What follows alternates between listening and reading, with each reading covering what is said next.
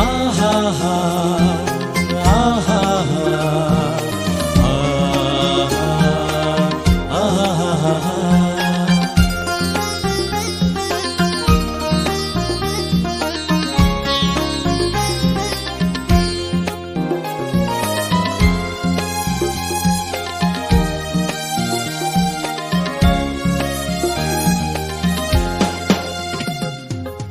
భువిలో కలిగెను ఆనందం, ఎదలో తెలియని ఉత్సాహం.